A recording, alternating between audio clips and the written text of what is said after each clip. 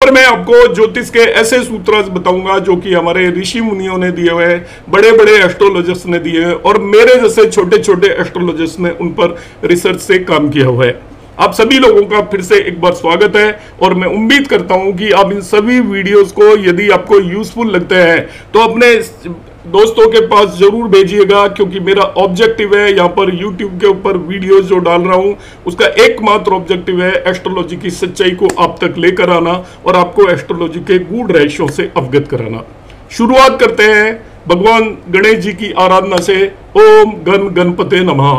दोस्तों, ये मेरा पहला वीडियो है, करीब 50 वीडियोस में यहाँ पर लेकर आऊंगा 10 से 15 मिनट के। आप सभी वीडियोस को मिस मत करिएगा। कंफर्म ज्योतिष सूत्र नंबर 1 बहुत ही इंपॉर्टेंट है, इसको अंडरस्टैंड करने की जरूरत है।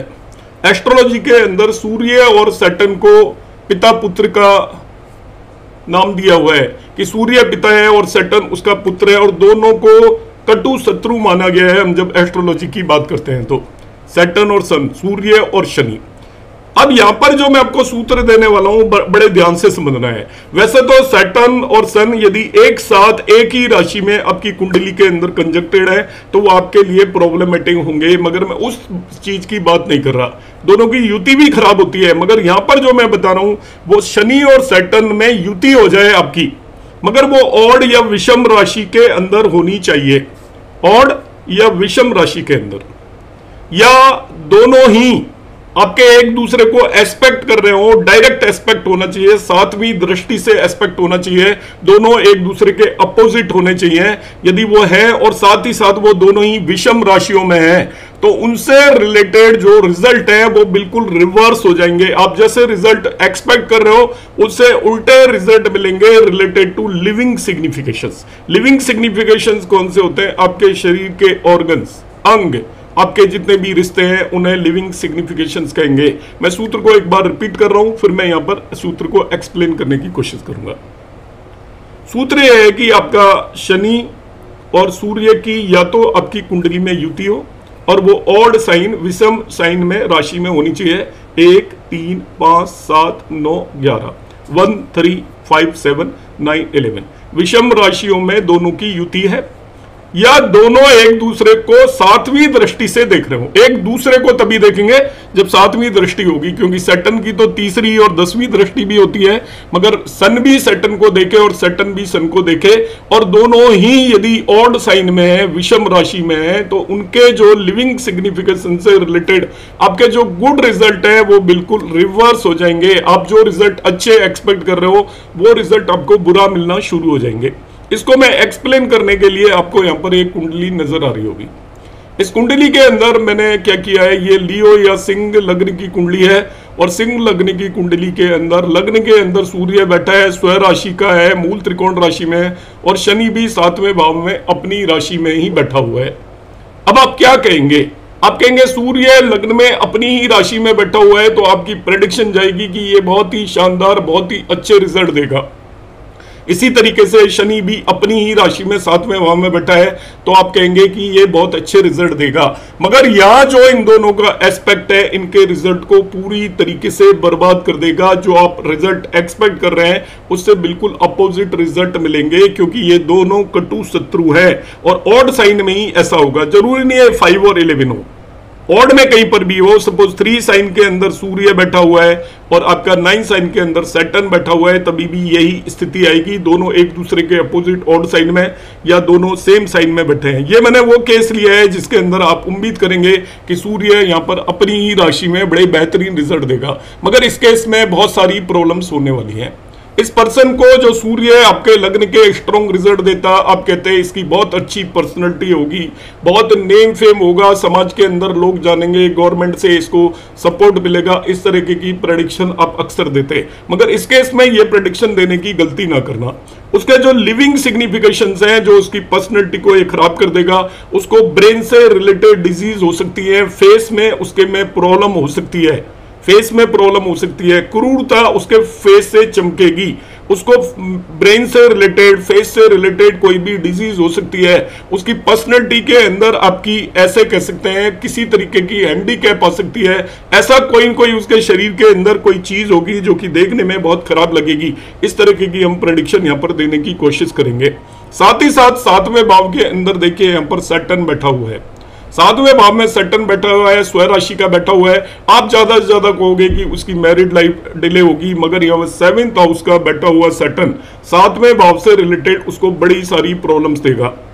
उस पर्टिकुलर पर्सन की मैरिड लाइफ अच्छी नहीं होगी, उसकी जो वाइफ है उसको डिजीज होंगी, उसको यूरिनरी प्रॉब्लम्स की, यूरिनरी सिस्टम की प्रॉब्लम्स होंगी, उसको स्पाइन से रिलेटेड प्रॉब्लम्स होंगी। 7th हाउस जिन जिन चीजों को रिप्रेजेंट करता है, लोअर एब्डोमेन, नीचे वाले पेट के हिस्से के अंदर उसको डेफिनेटली प्रॉब्लम होगी। इनमें से कुछ ना कुछ प्रॉब्लम उसको सर्टेनली होगी, क्योंकि जो 7th हाउस के आप जो बेहतरीन रिजल्ट एक्सपेक्ट कर रहे थे वो आपके रिजल्ट रिवर्स हो जाएंगे यदि सन और सैटर्न दोनों एक दूसरे को एस्पेक्ट कर रहे हैं और ऑड साइन में बैठकर एस्पेक्ट कर रहे हैं या कंजक्टेड होंगे। ये जिस भी व्यक्ति की कुंडली है उसमें से मैंने केवल 2 प्लेनेट यहां पर लिए हुए हैं। डेफिनेटली इसकी मैरिड लाइफ के अंदर भी प्रॉब्लम है, यूरिनरी प्रॉब्लम भी है, इस पर्सन को ब्रेन में भी प्रॉब्लम है, तो मल्टीपल प्रॉब्लम है। 2 प्लेनेट जो कि स्वयं राशि के थे, जिन्हें आपने बहुत स्ट्रॉन्ग मानकर चला हुआ था, उन दोनों प्लेनेट ने इसकी जिंदगी के अंदर कई तरीके की समस्याएं क्रिएट की है। तो दोस्तों ये था मेरा सूत्र नंबर 1। इसमें आप ध्यान रखिएगा, जरूरी नहीं है वो कहीं भी बैठे हो सकते हैं, किसी भी भाव में बैठे हो सकते हैं। उन भावों के लिविंग सिग्निफिकेशंस को आप देखिएगा। जो 7th हाउस का लिविंग सिग्निफिकेशंस आपके शरीर के ऑर्गन्स भी होते हैं, और साथ ही साथ जो रिश्ते हैं उसमें मेनली पार्टनर और स्पाउस, आपका हस्बैंड या वाइफ होते हैं, वो रिश्ते आते हैं। और इसी तरीके से आप जब भी वो अपोजिट होंगे या एक ही राशि में बैठे होंगे, चाहे वो स्वयं राशि में बैठे हों, तभी भी वो खराब ही रिजल्ट देंगे। दूसरे सूत्र की बात करता हूं, और ये भी बहुत ही इंपॉर्टेंट, बड़ा रेयर सूत्र है, क्योंकि हम अक्सर कुंडली के अंदर एक्सोल्टेड या ऑन साइन वाले प्लेनेट को देखकर खुश हो जाते हैं। मैं इसलिए भी बता रहा हूं, देखिए इसमें आप खुश होंगे। अधिकतर लोग कहेंगे कि बस सूर्य बहुत अच्छे रिजल्ट देगा, सैटर्न देगा, वहां पर हमारी प्रेडिक्शन गलत जाएगी। मगर आप मेरे इन सूत्रों को ध्यान में रखकर चलेंगे, आप इन्हें नोट कर लीजिए एक डायरी में। जब भी आप कुंडली देखते हो और उसके अंदर आप इन्हें देखिए, यदि आपको इस तरीके के कॉम्बिनेशन मिलते हैं, आप जो व्यक्ति आपको कुंडली लेकर आता है उससे बात कीजिएगा, आपकी जो प्रेडिक्शन है उसके अंदर 4 चांद लग जाएंगे। मैं दूसरा एक कॉम्बिनेशन और बता रहा हूं, यदि जनरली आप देखोगे जुपिटर कुंडली के अंदर एक्सोल्टेड हो तो 10 में से 9 एस्ट्रोलॉजर उसकी एक्सोल्टेशन के बखान करेंगे कि जुपिटर एक्सोल्टेड है तो ये करेगा, ये करेगा, ये करेगा, और वो पूरी कुंडली की जो आपकी एक तरीके से जो रिजल्ट है उनको कई गुना अच्छे बताने की हम कोशिश करते हैं। मगर यहां पर मैं उसी चीज को, उसी भ्रम को तोड़ना चाहता हूं। इसमें कंडीशन है, यदि आपका जुपिटर एक्सोल्टेड 4th, 8वें या 12वें भाव के अंदर हो। कालपुरुष की कुंडली के अंदर भी जुपिटर 4th हाउस के अंदर एक्सोल्टेड होता है। यदि जुपिटर आपका एक्सोल्टेड कुंडली के अंदर, ये भाव की बात कर रहा हूं मैं, 4थे भाव, 8वें भाव या 12वें भाव के अंदर एक्सोल्टेड हो, कब होगा? एक तो एरीज लगने की कुंडली में 4 साइन यहां पर आएगा, तो 4थे भाव में यदि जुपिटर बैठा है एरीज लगने की कुंडली में। दूसरा, वो 8वें भाव के अंदर भी 4 साइन आ सकता है आपका। 8वें भाव में 4 साइन आएगा जब ये आपका ये यहां पर 8 साइन की कुंडली है, जब 8, 9, 10, 11, 12, 1, 2, 3, सॉरी 8 नहीं, ये आपका 7 साइन की कुंडली है, जब 4 साइन यहां पर आएगा तो हम तभी भी देख लेंगे। इसी तरीके से आपका जब जुपिटर एक्सोल्टेड हो जाए, 4 साइन यहां पर आ जाए 12वें भाव के अंदर, और वो आपका लियो लगने की कुंडली होगी, उसके अंदर 4 साइन 12वें भाव के अंदर आएगा। In that one particular case आपका जुपिटर एक्सोल्टेड 12वें भाव के अंदर होगा। तो यदि आपका जुपिटर एक्सोल्टेड 4थे भाव में हो, 8वें भाव में हो या 12वें भाव में हो, तो उस केस के अंदर क्या होने वाला है ध्यान से समझिएगा। जुपिटर की जब भी जो 2 लॉर्डशिप के राशियां जहां पर भी है, 2 लॉर्डशिप होंगी जुपिटर की, एक 9 साइन जहां पर भी कुंडली में आएगा और जो 12 साइन जहां पर भी कुंडली में आएगा वहां पर लॉर्डशिप होगी। ये मैंने लियो लगने की कुंडली ली हुई है, 5, 6, 7, 8, 9, 10, 11, 12, 1, 2, 3, 4, और जुपिटर 12वें भाव के अंदर बैठा हुआ है, तो जुपिटर एक्सोल्टेड है। तो इस केस में क्या होने वाला है, 12वें भाव में एक्सोल्टेड है, तो उसकी जिन भी 2 भावों में राशियां है, उन भावों से रिलेटेड लिविंग सिग्निफिकेशंस उसके सफर करेंगे बुरी तरीके से। लिविंग सिग्निफिकेशन डिस्ट्रॉय हो सकते हैं, शरीर, उसके खुद के शरीर के अंदर डैमेज हो सकता है या उसके रिश्तों में डैमेज हो सकता है, वो रिश्तेदार आपका डैमेज हो जाएगा, बचेगा नहीं, या होगा तो बहुत ज्यादा शारीरिक पीड़ा के अंदर होगा, ऐसा आप मानकर चलेंगे। मगर इसमें एक एक्सेप्शन है, यदि जुपिटर वहां से बैठकर अपनी जिस राशि को देख रहा है उसके लिविंग सिग्निफिकेशंस को हार्म नहीं होगा। जनरली जब भी वो 4 साइन में बैठा है तो आपकी 12वीं राशि को वो देखेगा। जब भी जुपिटर 4 साइन में बैठा है, जैसे यहां पर बैठ गया उच्च का होकर, तो 12वीं राशि को देखेगा वो 9th एस्पेक्ट से, 1 2 3 4 5 6 7 8 9। तो या 8th हाउस से रिलेटेड जहां पे भी 12 साइन होगा वहां पे दिक्कत नहीं होगी, आपकी दिक्कत वहां पर होगी जहां 9 साइन हो। इसको मैं फिर से रिपीट कर रहा हूं, कुछ मैंने गलत बोल दिया होगा तो आप समझ जाएंगे, आप करेक्शन कर लेंगे अपने आप कि क्या फॉर्मूला क्या है। जब भी गुरु जुपिटर किसी भी व्यक्ति की कुंडली के 4th 8वें और 12वें भाव के अंदर एक्सोल्टेड हो, तब उसकी कुंडली के अंदर 9 साइन जिस भी भाव में आएगा, 9 साइन, उस भाव से रिलेटेड लिविंग सिग्निफिकेशंस सफर करेंगे। ये फॉर्मूला है बस।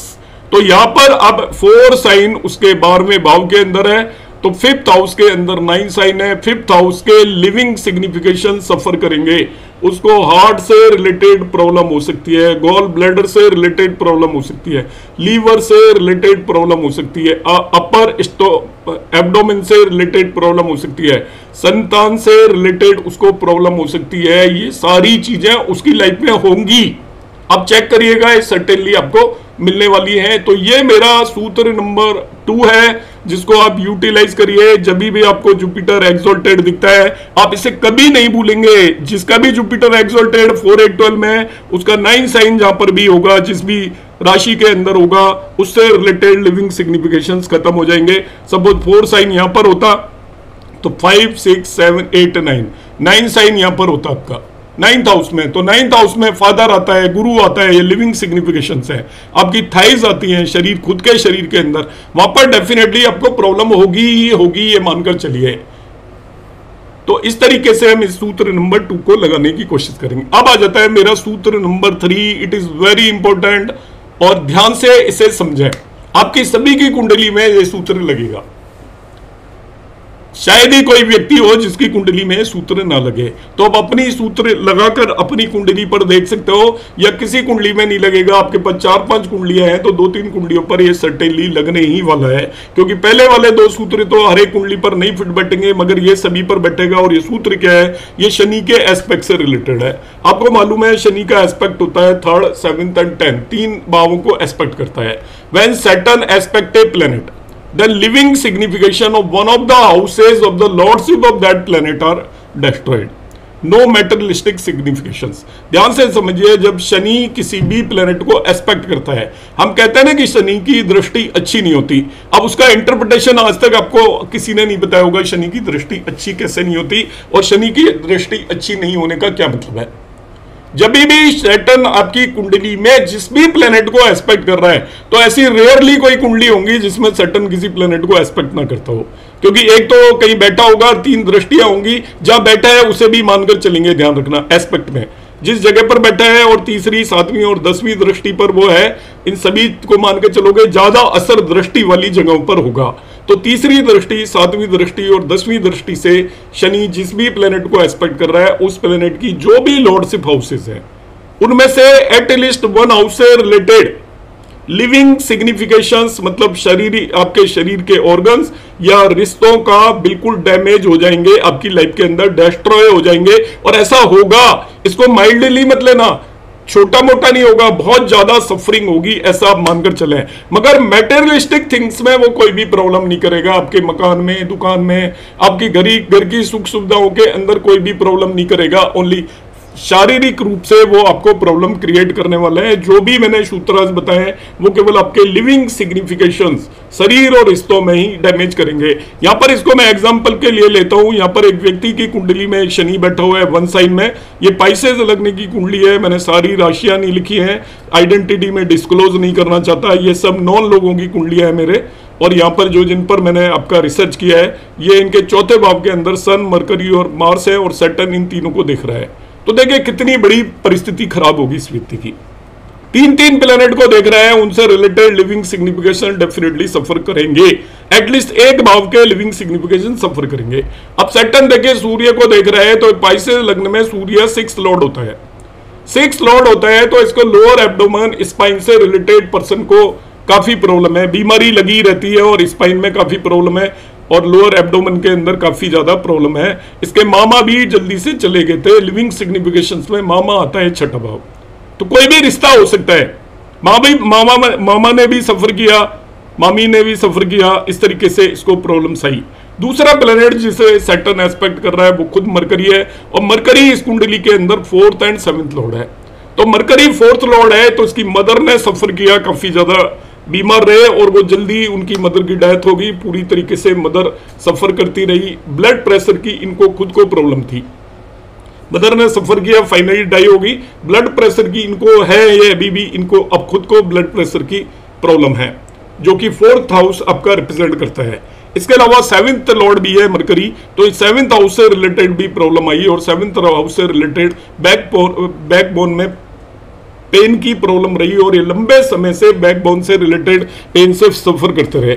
फिर आ जाता है मार्स, तो मार्स यहाँ पर एक्चुअली इनका 9th लॉर्ड है और 2nd लॉर्ड है, तो 2nd हाउस से रिलेटेड 2nd हाउस आइज को रिप्रेजेंट करता है। चाइल्डहुड के अंदर ही, बहुत छोटी उम्र के अंदर ही इनकी आंखों के अंदर प्रॉब्लम आई, जो कि लाइफ टाइम वो एग्जिस्ट की वो प्रॉब्लम और अभी भी वो एग्जिस्ट करती है। तो इस तरीके से इनके सारे के सारे लिविंग सिग्निफिकेशंस पूरी तरीके से डिस्ट्रॉय हुए और फैमिली से भी इन्हें दूर रहना पड़ा। 2nd हाउस का ये भी सिग्निफिकेशन है, लिविंग सिग्निफिकेशन डिस्ट्रॉय होने में आपको डिटैच होना, दूर जाना पड़े, तो इनको बचपन में ही अपने परिवार से भी दूर जाना पड़ा। इस तरीके से ये लिविंग सिग्निफिकेशन सफर किए। तो सैटर्न जब भी किसी प्लेनेट को देख रहा है तो उसको लाइटली लेने की जरूरत नहीं है, हम बहुत लाइटली ले लेते हैं, केवल हम उस पर्टिकुलर भाव पर असर देखते हैं। मगर यहाँ पर इसकी सबसे बड़ी प्रॉब्लम यह है, ये लिविंग सिग्निफिकेशन को डिस्ट्रॉय करता है। सूत्र नंबर 4 के अंदर मैं 4 आपको कॉम्बिनेशंस बताऊंगा, उनमें अधिकतर आपको पता होंगे, मगर मैं फिर से एम्फेसिस करूंगा क्या मतलब है। देखिए, natural malefic planets situated in a house, यदि नेचुरल मैलिफिक प्लैनेट कौन कौन से आपके मार्स है, सैटर्न है, राहु है, केतु है और सूर्य को कुछ हद तक आप क्रूर ग्रह मान सकते हो, जिस भी भाव के अंदर जाकर बैठते हैं। ध्यान रखिएगा, नेचुरल मैलिफिक जिस भी भाव में जाकर बैठेगा वो लिविंग थिंग्स को हार्म करेगा, मगर नॉन लिविंग थिंग्स को राइज करेगा। Natural malefic planet living things को आपका हार्म करेगा। सपोज मार्स 5वें भाव के अंदर बैठ गया तो वो कई सारी संतान दे देगा, मगर वो संतान छीन भी लेगा आपसे। मगर वो आपको लर्निंग में हेल्प करेगा, इन्वेस्टमेंट में हेल्प करेगा, एंटरटेनमेंट में हेल्प करेगा, स्पोर्ट्स में हेल्प करेगा, आप किसी को एडवाइस दोगे उसके अंदर हेल्प करेगा। आपको नॉन लिविंग थिंग में आपके कोई भी कमी नहीं होने देगा, केवल जो लिविंग सिग्निफिकेशंस है उन्हें डैमेज करेगा। जिस भी भाव में जाकर बैठेगा, शर्तिया मान लीजिए उस भाव से रिलेटेड डिजीज वो देगा ही देगा आपको, मगर नॉन लिविंग थिंग्स उस भाव की आपकी बेटर होंगी। आपकी कुंडली के अंदर मैलिफिक प्लैनेट जहां पर भी बैठे हुए हैं उसके नॉन लिविंग सिग्निफिकेशंस जो भी है, ऐशो आराम आपकी जिंदगी के अंदर सुविधाएं उस भाव से रिलेटेड आपको मिलती रहेंगी, मगर लिविंग सिग्निफिकेशंस को डेफिनेटली वो हार्म करेगा ही करेगा। आपके रिश्ते डैमेज होंगे या आपके शरीर के ऑर्गन्स के अंदर प्रॉब्लम होने वाली है। इससे जस्ट उलट है, natural benefic planet do not have much sympathy with the non living things and give rise to living things related to that house। तो जो नेचुरल बेनिफिक प्लैनेट है, शुभ ग्रह होते हैं, उनका नॉन लिविंग थिंग से कोई भी सिंपैथी नहीं होती। जिस जगह पर जाकर बैठते हैं आपके ऐशो आराम या जिंदगी की सुविधाओं वाली चीजें वो नहीं देते, मगर आपके शारीरिक जो ऑर्गन्स हैं, आपके जो अंग है और आपके जो रिश्ते हैं उनको प्रगाढ़ करते हैं, आपकी लाइफ को प्रोटेक्ट करते हैं, सेव करते हैं। जुपिटर जिस भी भाव में जाकर बैठ गया उस भाव से रिलेटेड आपके लिविंग सिग्निफिकेशंस ऑर्गन्स में वो जनरली प्रॉब्लम्स नहीं होने देगा, मगर वो आपका नॉन लिविंग थिंग्स, आपकी सुख सुविधाओं की उसके पास कोई जिम्मेवारी नहीं है, वो उनके अंदर कोई भी एनहांसमेंट नहीं करेगा, उनको अच्छा नहीं करेगा, केवल वो आपके लिविंग सिग्निफिकेशंस का पूरी तरीके से ध्यान रखेगा। थर्ड वन पॉइंट है इसके अंदर, natural malefic even in its own sign किस the life like neutral malefic in 5th house, natural malefic in 5th house, it must produce many children in contradiction to which it kills many of them। तो देखिए जो natural malefic मैंने बता दिया, अपनी भी राशि में भी हो तो भी लिविंग सिग्निफिकेशंस को डैमेज ही करेंगे। जैसे आपका नेचुरल मैलिफिक प्लैनेट 5वें भाव के अंदर जाकर बैठ गया तो आपको कई सारी संतानें तो दे देगा क्योंकि वो स्व राशि में स्ट्रॉन्ग होकर बैठा है, मगर उन्हें डैमेज भी वो जरूर करेगा। तो नेचुरल मैलिफिक का आप ये फंडा दिमाग के अंदर याद रखेंगे जब भी प्रेडिक्शन पे जाएंगे कि नेचुरल मैलिफिक जहां पर भी बैठा हुआ है उससे रिलेटेड लिविंग सिग्निफिकेशंस पर गौर करिएगा। जरूर प्रॉब्लम होगी, आप कुंडली देखते ही नेटिव को बता सकते हो कि इन जगहों पर आपको प्रॉब्लम है शरीर के अंदर या इन रिश्तों में प्रॉब्लम है। वो 10 में से 8 बार आपको एग्री करेगा। और लास्ट जो यहाँ पर फॉर्मूला है, natural malefic in 5th house gives good result related to education, romance, entertainment, investment etcetera. तो नेचुरल बेनिफिक और नेचुरल मैलिफिक से रिलेटेड मैंने यहाँ पर सूत्र दिए। ये सीरीज बहुत ही लंबी जाने वाली है, आप इन सूत्रास को लिखिए। आप जब प्रेडिक्शन देते हैं आपके पास एक नोटबुक के अंदर ये सूत्रास होने चाहिए, उस कुंडली के अंदर आप देखिए इनमें से अधिकतर सूत्रास लगते हुए नजर आएंगे। जैसे अभी मैंने नेचुरल मैलिफिक बेनिफिक का बताया, हर एक कुंडली में लगेगा। सैटर्न के एस्पेक्ट का सूत्र भी हर एक में लगेगा। जुपिटर एक्सोल्टेशन तभी लगेगा जब किसी की कुंडली में जुपिटर एक्सोल्टेड है, और सैटर्न और सन का तभी आप देखने की कोशिश करेंगे जब दोनों के अंदर कंजंक्शन हो या दोनों एक दूसरे को डायरेक्टली एस्पेक्ट कर रहे हो, एक दूसरे से अपोजिट हो। उम्मीद है आपको वीडियो पसंद आया होगा। यदि आपको वीडियो पसंद आया है तो आप इसको शेयर जरूर करें। शेयर वर्ड में इसलिए बोल रहा हूं, मेरी एक कोशिश है कि मैं जो प्रयास कर रहा हूं वो आप अधिकतर लोगों के पास इसे भेजें और आने वाले वीडियोस का इंतजार करें। कोई भी वीडियो मिस ना करें यदि आप एस्ट्रोलॉजी के अंदर आगे बढ़ना चाहते हैं तो, क्योंकि ये सारे वीडियोस आपको ऐसी जानकारी लेकर आएंगे, एक जगह पर लेकर आएंगे जो आप कहीं से और कहीं से इकट्ठी नहीं कर सकते। नमस्कार, धन्यवाद, हरे कृष्णा।